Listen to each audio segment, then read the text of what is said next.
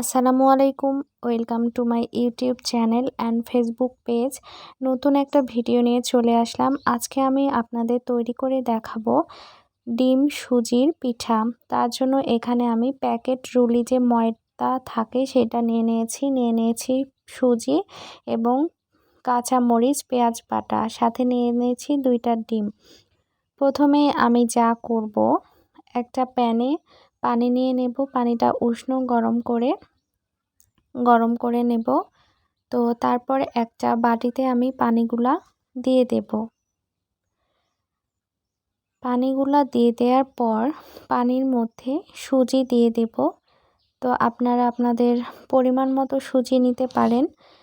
এইবার আমি যা করব, সুজি খুব ভালোভাবে পানির সাথে মিশিয়ে নেব। আপনারা একটু ভালোভাবে মিশিয়ে নেবেন যেন সুজির দোলা পাকিয়ে না থাকে।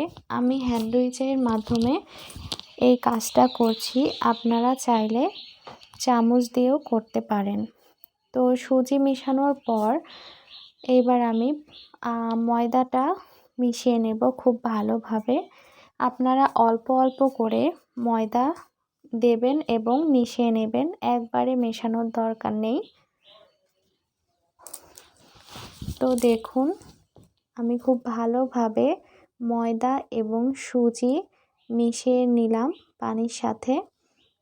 এবার আমি একটা বাটিতে সামান্য লবণ, তেলে রাখা জিরা গুঁড়া, গরম মশলা গুঁড়া, আদা বাটা, রসুন বাটা,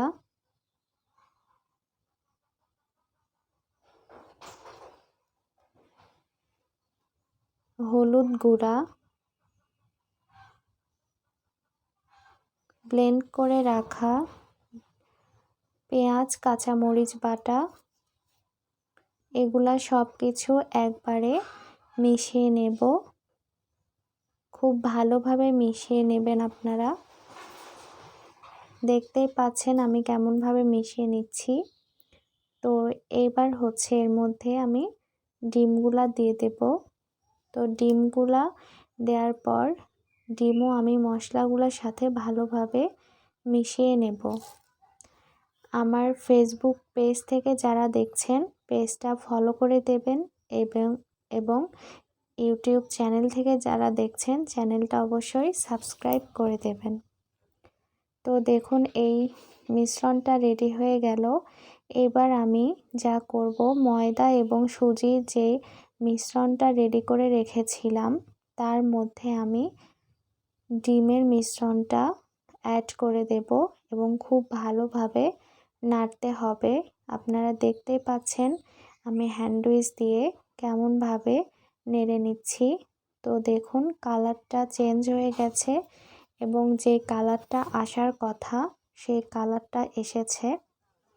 তো আমি আপনাদের দেখিয়ে দিচ্ছি যে এই মিশ্রণটা কেমন হয়েছে এবং ময়দার যেই ঘনত্ব সেটা কেমন হবে। আপনারা দেখতেই পাচ্ছেন, খুব পাতলাও না আবার খুব মানে গাঢ়ও না, সেরকমভাবে আমি করে নিয়েছি।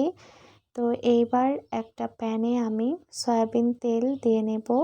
তেলটা আপনারা ভালোভাবে গরম করে নেবেন এবং চুলার আঁচটা হাই দিবেন না, মাঝামাঝি যেই টেম্পারেচার সেটা দিয়ে রাখবেন। তো তেলটা গরম হয়ে গেছে, এবার একে একে এখানে আমি পিঠাগুলা দিয়ে নেব। যেহেতু বড় প্যানে আমি পিঠাগুলা ভেজে নিচ্ছি, তার কারণে 3টা পিঠা আমি একবারে ভেজে নেব। তো দেখুন, পিঠাগুলা এক সাইড হওয়ার পর আমি পিঠাগুলা উল্টে দেব এবং কতটা সুন্দর একটা কালার এসেছে দেখুন। আপনারা একটু কড়া করে ভেজে নেবেন,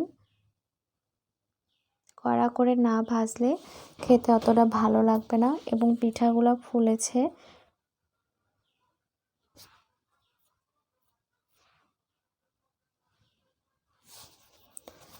তো এইভাবে এক পার্ট হওয়ার পর অন্য পার্ট আমি উল্টে দিয়ে দুই পাশে একই রকম কালার করে আমি ভেজে নেব।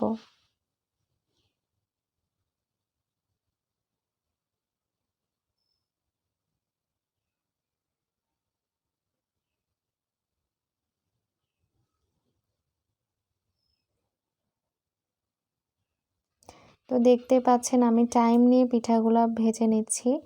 তো এইবার আমি যেখানে রাখবো যে বাটিতে, সেখানে আমি একটা টিস্যু পেপার নিয়ে নিয়েছি, যেন পিঠার যে বাড়তি তেল লেগে থাকে সেগুলো টিস্যুতে উঠে যায়। তো দেখুন পিঠার কালারটা কত সুন্দর হয়েছে। আপনারা একবার ট্রাই করে দেখবেন, পিঠাটা খেতে অনেক ভালো লাগবে।